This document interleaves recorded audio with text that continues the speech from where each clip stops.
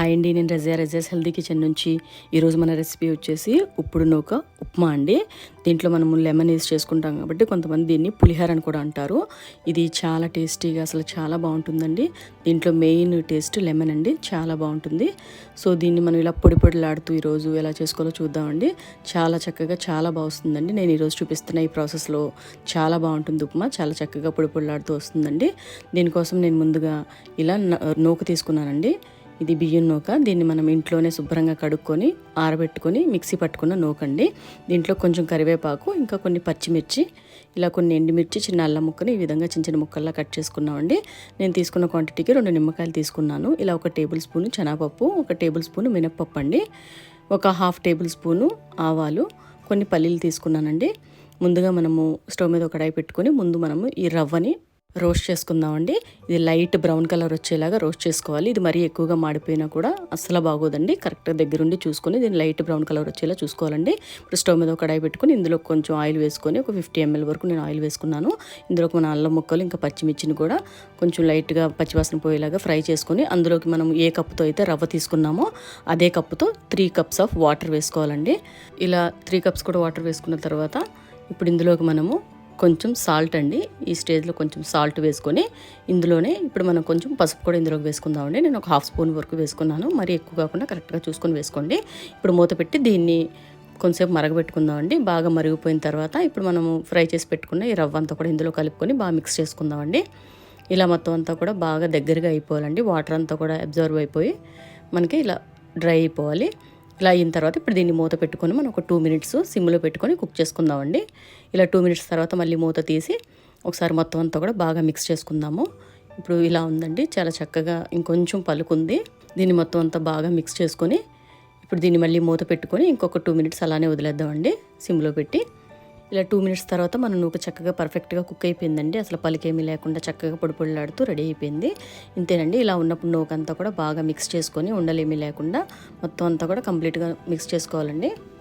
ఇలా అంతా మిక్స్ చేసుకొని పక్కన పెట్టుకుందాము. ఇప్పుడు స్టవ్ మీద ఒక కడాయి పెట్టుకొని ఇందులో నేను ఒక 50 ml వరకు ఆయిల్ వేసుకున్నానండి నేను తీసుకున్న క్వాంటిటీకి.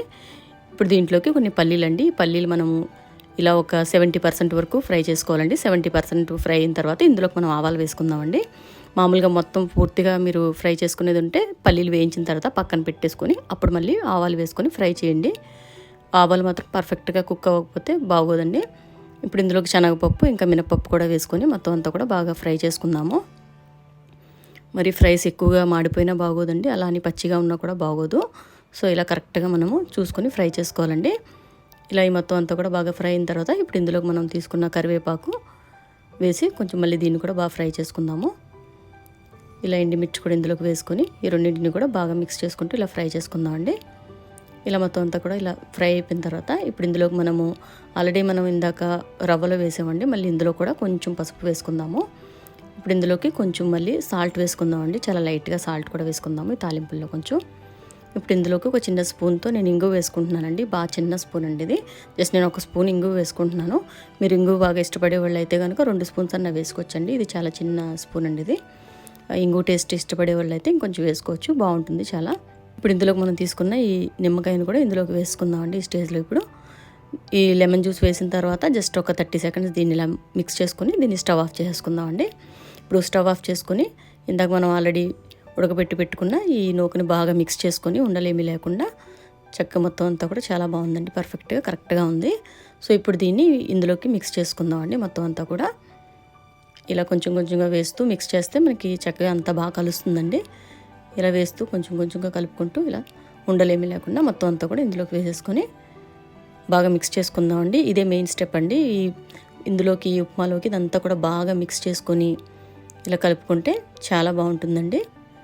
ఇలాగే సేమ్ నిమ్మకాయ కూడా పిండుకోకుండా మనము ప్లెయిన్ ఉప్మా కూడా చాలా బాగుంటుంది దీంతోనూ. ఇంతేనండి, మన ఉప్మా ఇలా పొడి పొడిలాడుతూ చాలా బాగా వచ్చిందండి. ఇది చాలా టేస్టీగా ఉంటుంది. మనం చేసుకున్న తర్వాత కూడా 24 hours తర్వాత కూడా ఇది ఇంకా చాలా బాగుంటుందండి ఉప్మా.